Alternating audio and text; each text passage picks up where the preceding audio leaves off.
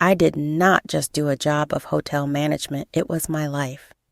My name is Grace, and this hotel was my everything. That is until he opened the doors I funded in hopes to build his business. He was hard to miss, a young man in a money-green suit, staring intently at an expensive phone, his attention fully occupied. He checked with a smile that could drop you as sprawling. "My name is Elizabeth," he said, his voice silky smooth. "Checking in for the next few nights. What Bollywood gossip is going on around here?" My lips wrinkled up in surprise, and a smile bloomed on my face. "City's full of surprises, huh, Elizabeth?" "Well, that depends on what you need." I returned his key. Our chat was brief, but it sparked something. Maybe it was his curiosity, or the way he seemed genuinely interested when I spoke. He didn't stay long, but when he checked out, he left a note. "Enjoyed our talk. Care to continue it over dinner?" I hesitated, not used to mixing work with my personal life, but something about him drew me in. We met at a local restaurant, a cozy place where the chatter and clinking glasses made it feel like a bubble away from the world. "You really have this place dialed in, don't you, Grace?" he said with a smile as we sat down. I laughed, feeling oddly at ease.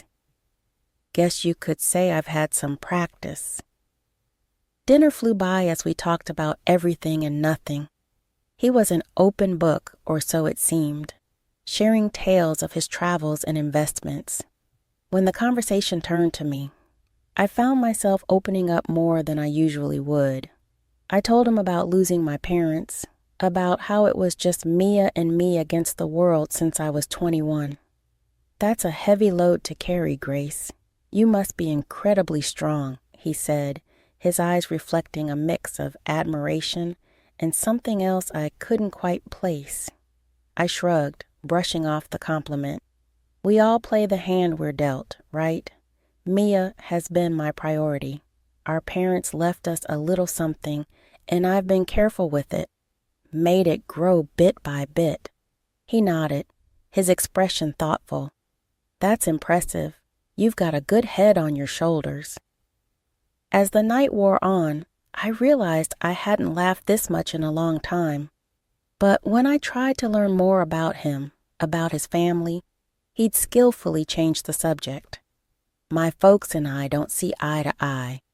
Let's just say they have their ideas about life, and I have mine," he said, a shadow crossing his face. I didn't press further. We all have our stories, our scars. As the evening drew to a close, I found myself not wanting it to end. There was something about Elizabeth, something that made me feel alive in a way I hadn't in years. My life with Elizabeth felt like a whirlwind. Each day was a new adventure, every moment spent together filled with laughter and dreams of the future. He had this way of making the ordinary seem extraordinary, turning simple dinners into unforgettable evenings. "Elizabeth, I still can't believe how fast everything is moving," I said to him one evening as we sat in our favorite little cafe, the one with the dim lights and cozy corners. He reached across the table, taking my hand in his. "Grace, when something feels right, why wait? I've never been sure of anything in my life," he replied, his eyes holding mine with an intensity that sent shivers down my spine. "I know, it's just, everything's happening so fast. It's a lot to take in," I confessed, feeling a whirlpool of emotion swirling inside me. He squeezed my hand gently. "I get it, but trust me, Grace, I'm here for the long haul. I want to build a life with you, a future, and I want to start by making our wedding day the most memorable day of our lives." The way he spoke about our wedding with such passion and certainty made it hard not to get caught up in his vision. He painted a picture of a day so lavish and beautiful it took my breath away. Imagine it, Grace. A ceremony that no one will forget, a celebration of our love. It's going to be perfect, he said, his voice filled with excitement. And the honeymoon? You mentioned something about the most expensive hotel in the world, I asked, a mix of curiosity and apprehension in my voice. His smile widened. Yes, it's all part of the plan, but I need you to trust me, to take this leap with me. Your savings for the wedding, my funds for the honeymoon, and our future home together. We'll make this a reality. I hesitated. The practical part of me was screaming caution, but looking into his eyes full of love and promise, I found myself nodding. Okay, Elizabeth, let's do it. Let's make this wedding a day to remember. As the weeks flew by, the wedding preparations became all-consuming. Elizabeth was a man of action, taking care of every detail to ensure that our day would be nothing short of spectacular. As I watched him, so full of life and determination, I couldn't help but fall even deeper in love. Elizabeth, you're amazing. The way you're handling everything, I don't know how to thank you, I said one evening as we reviewed the list of guests and the lavish menu he'd planned. He pulled me close, his arms wrapping around me. Grace, seeing you happy is all the thanks I need. This wedding, it's just the beginning. Our life together is going to be even more beautiful. But amidst the world of excitement, there were moments when doubt crept in, whispering questions in the quiet of the night. Was I moving too fast? Was I getting swept away by the romance of it all? Every time those thoughts surfaced, Elizabeth's assurances were there to chase them away. His words, his promises, they were my anchor, holding me steady in the storm of uncertainty. The wedding prep had my days packed, but amidst the whirl of cake tastings and flower selections, I knew I needed Mia, my sister, my confidant, by my side.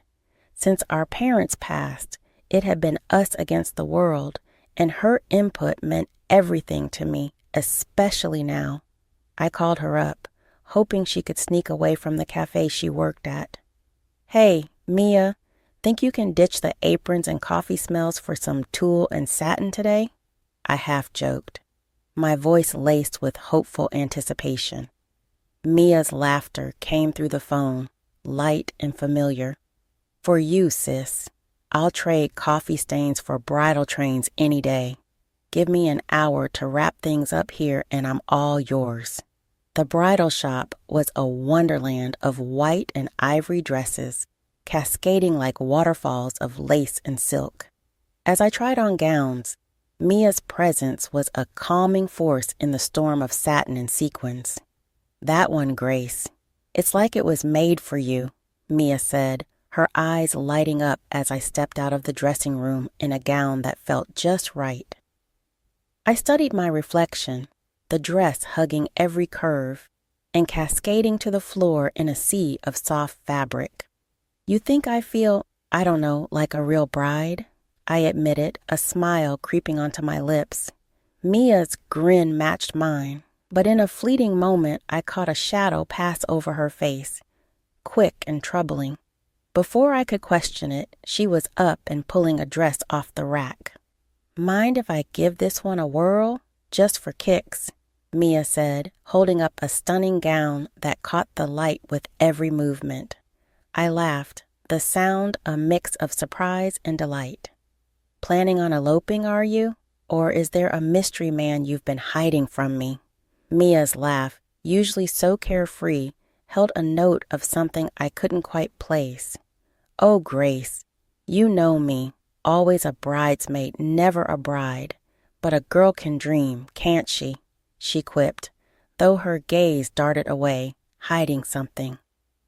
The day rolled on, a blend of laughter and whispers of silk, but Mia's mood seemed to flip like a switch, her usual bubbly demeanor clouded by moments of distraction. Everything okay, Mia? You seem a bit off today. I probed gently, concerned. She was quick to dismiss it with a wave of her hand, erasing my worries. It's nothing, really. Just cafe chaos. You know how it gets, Mia assured me, but her forced smile didn't quite reach her eyes. As we left the bridal shop, the weight of her secrets seemed to hang between us, an unspoken tension that neither of us could quite navigate.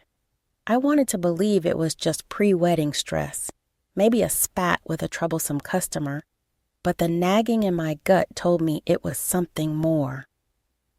That night, as I lay in bed, the excitement of finding the perfect dress was overshadowed by the puzzle that was Mia's behavior. She was the one person who had always been an open book to me, yet now there were pages I couldn't read, words hidden just out of sight. As the wedding day edged closer, the joy I should have been feeling was tinged with a worry I couldn't shake. Mia and I had faced everything together, but now it felt like there was a growing gap, one filled with secrets and unasked questions. Little did I know, the answers to those questions were about to turn my world on its head.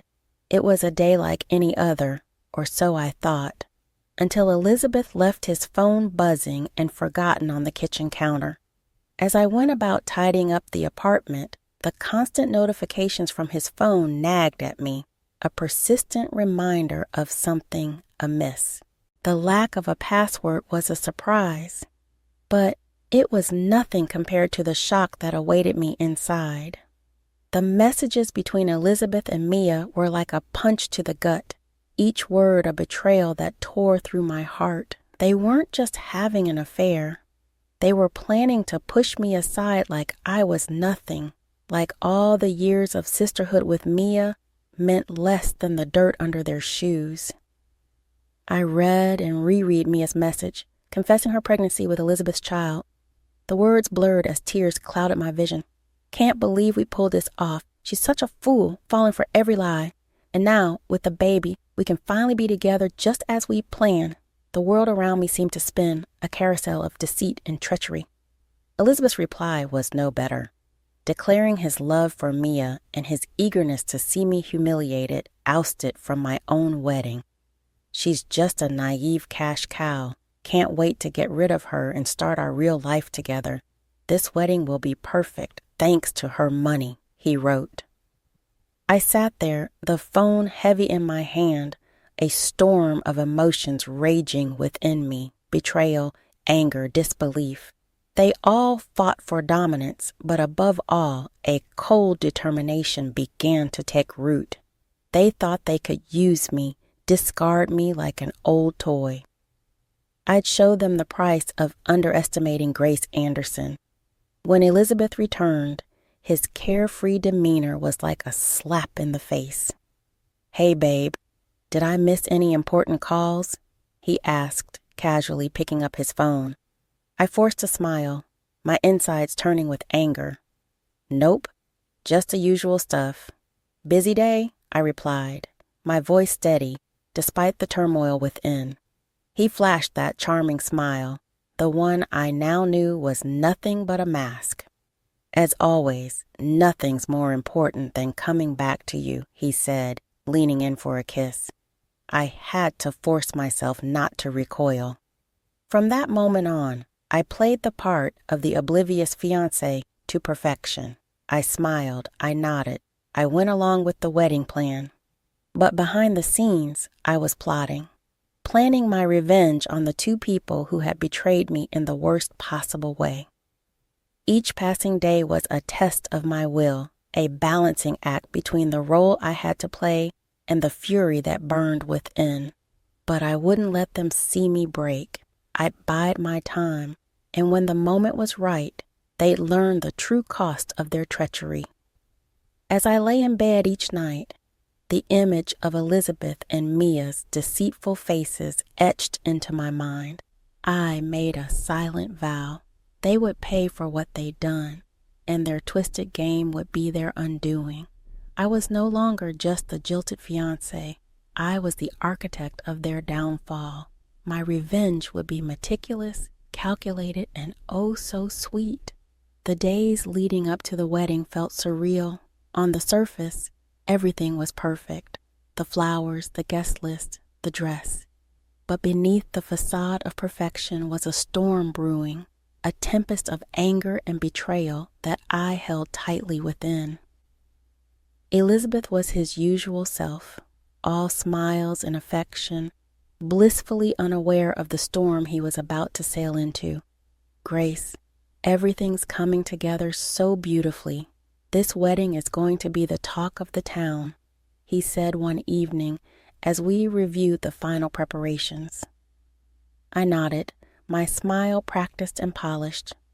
Yes, it's going to be a day to remember, I replied, the words laced with a meaning he couldn't possibly grasp. Mia was harder to face. The sister I had loved and protected was now a stranger, her every word and gesture a reminder of her betrayal.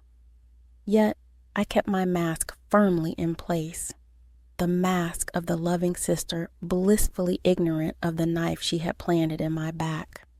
Grace, you're handling everything so well. I don't know how you do it, Mia said one day as we finalized the seating arrangements.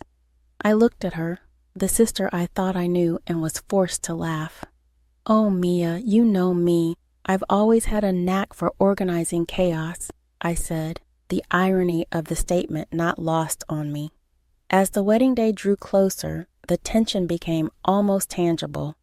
A tightrope I walked with precision and care.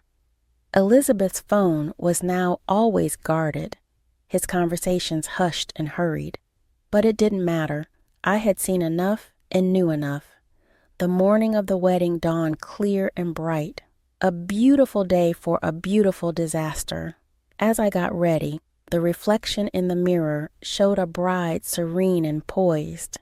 But behind the veil and the makeup was a woman on a mission, a woman who would no longer be a pawn in someone else's game. Mia's running late, huh? Elizabeth remarked casually, adjusting his tie. I met his gaze in the mirror, my eyes giving nothing away. Yes, but she'll be here. Wouldn't miss it for the world, I replied, the double meaning clear in my voice. He nodded, oblivious to the undercurrents. Well, she's always been a bit unpredictable, but today's about us, Grace, our new beginning. I turned to face him, my smile a masterpiece of composure. Yes, Elizabeth, a new beginning indeed, I said, my heart steeling itself for what was about to come. As I walked down the aisle, the eyes of friends and family on me, I knew that this was it. The calm before the storm was over, and the reckoning was about to begin. The vows were waiting, the guests were watching, and the stage was set. It was time for the truth to come crashing down and for the real show to begin. Standing next to Elizabeth in front of the priest, my heart was a mix of hope and trepidation. The words of the vows hovered in the air, a promise of forever that was about to be shattered in the most brutal way. The guests, unaware of the storm about to break, watched us with smiles and teary eyes. But then the unimaginable happened. Mia, dressed in a bridal gown that mirrored my own, stormed down the aisle. Her eyes locked on mine, not with sisterly love, but with a cold determination that chilled me to the bone. Move aside, Grace. I'm the one who deserves to be here. Elizabeth loves me, and this child I'm carrying is his, Mia declared, her voice cutting through the stunned silence. The room erupted into whispers and gasps, the guests turning to each other in confusion and disbelief. Elizabeth, rather than showing any sign of shock or remorse, let out a hearty laugh, his true colors shining through the polished facade. Well said, Mia. Grace, you've been a good host, but this is where your part ends. Why don't you join the audience? This is Mia's moment now, Elizabeth jeered, his words dripping with mockery and contempt. The audacity of their betrayal, so public and so cruel, sent a shockwave through the crowd. But as the reality of the situation sank in, my reaction surprised everyone, including myself. I looked at Elizabeth, then at Mia, and smiled. Of course, why not? I wouldn't want to miss the show. After all, I did pay for it, I said, my voice calm, betraying none of the turmoil inside me. Mia and Elizabeth exchanged a confused glance, clearly not expecting such a composed response. The guests, too, were baffled, their eyes darting between us, trying to make sense of the surreal scene unfolding before them. As I gracefully took a seat among the guests, my head held high, the whispers grew louder. What's she up to? Is she really going to let this happen? The questions buzzed around the room like a swarm of bees, but I remained serene, a statue amidst the chaos. Elizabeth and Mia, now standing together at the altar, looked unnerved. My calm demeanor had thrown them off. Their plan to humiliate and discard me was not unfolding as they had anticipated. "What's your game, Grace?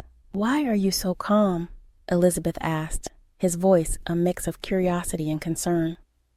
I met his gaze, my smile never wavering. "No game, Elizabeth, just enjoying the fruits of my labor. Please proceed." "I'm eager to see how this plays out," I replied, my words a velvet-covered dagger. The ceremony resumed, but the atmosphere had shifted. The guests watched in a mix of shock and anticipation, unsure whether they were witnessing a wedding or the prelude to a dramatic reckoning. As Mia and Elizabeth exchanged vows, the words felt hollow, a mockery of the sacred promise they were supposed to represent. And as I sat there, surrounded by friends and family who were struggling to comprehend the spectacle, I knew that this was just the beginning. The real show was yet to come, and Mia and Elizabeth, in their arrogance and deceit, had just secured front row seats to their own downfall. As the priest asked if anyone objected, the doors burst open. A woman, older and more worn than either Elizabeth, stormed in, her eyes blazing with fury. "Stop this wedding right now," she demanded, her voice slicing through the silence like a knife. Elizabeth's face turned ashen, his eyes wide with shock. "Catherine, what are you doing here?" he stammered, the mask of the perfect groom slipping away. Catherine, Elizabeth's legal wife, as I had discovered, marched up to the altar. "I'm here to stop you from making a bigger fool of yourself and these people. Grace, you deserve to know the truth," she said, turning to me with a sympathetic look. The guests murmured among themselves, the scandal unfolding before them more gripping than any soap opera. Mia clutched her stomach, her face a mask of shock and fear. "Catherine," she said, her voice breaking. "Elizabeth, is this true? Tell me she's lying." Elizabeth, now pale and defeated, had no words. His lies, his deceit, all laid bare for the world to see. But the final blow was yet to come. As the guests processed the revelations, Elizabeth's parents, two stern and imposing figures, entered the room. I had reached out to them, told them everything, and now they were here to confront the son who had brought shame to their name. Elizabeth's father, a man of few words, spoke with a voice that resonated with disappointment and anger. "Elizabeth, you are no son of mine. Your actions today and in the past have shown your true character. You are cut off from our family and our fortune." As the room settled into an uneasy silence, I looked at Elizabeth, Mia, and the shattered dreams they had tried to build on the foundation of deceit. The pain of betrayal still throbbed in my heart, but standing there amidst the ruins of what was meant to be my happiest day, I knew that this was not the end of my story. In the aftermath, I found myself in the cold halls of justice, seeking reparation for the damage Elizabeth had caused. The courtroom felt like another world, a place where the pain and humiliation I had endured were translated into legal jargon and paperwork. "Elizabeth, you've not only broken a promise, but you've also shattered trust and exploited generosity. You owe me more than just an apology. "You owe me compensation for turning my life upside down," I stated firmly, my voice echoing in the quiet courtroom. The judge's gavel sounded like thunder in the tense silence. "The court finds in favor of the plaintiff. The defendant is hereby ordered to pay $50,000 in damages for the distress and financial loss caused," he declared, his words a balm to my wounded spirit. As I walked out of the courtroom, the burden of the past months felt lighter. Justice had been served, but the road to healing was just beginning. Elizabeth's troubles didn't end with me. Catherine, his legal wife, fueled by hurt and fury, launched her own legal battle, demanding compensation for his infidelity and neglect of their child. The once suave and competent man was now entangled in a web of his own making, his lies and deceit finally catching up to him. Mia, my sister, the person I had trusted and loved more than anyone, found herself alone and abandoned. Elizabeth had fled the city, leaving her to face the consequences of their actions. She was pregnant and scared, a far cry from the carefree and happy girl she once was. "Grace, I know I don't have the right to ask for your forgiveness, but I'm lost, and I don't know what to do," Mia pleaded one day, her eyes filled with tears. I looked at her, the sister I once would have done anything for. "Mia, you were my family, my blood, but what you did, it's not something I can just forget or forgive. You choose your path, and now you have to walk it, just like I'm walking mine." The distance between us was more than just physical. It was a chasm filled with betrayal and hurt, too wide and too deep to ever bridge again. And although life traipsed ahead, the blemishes of those tempestuous months linger. I spent my time just trying to put back together the pieces of life I had, find peace in things. I was love and loss, the ache of the broken-hearted trust that had faltered. I lived through it. I combined elements too, and realized that the most important journey was when I again looked within, as a voyage during self-healing reconstruction of my authority, plus knowledge of how to love, including strength.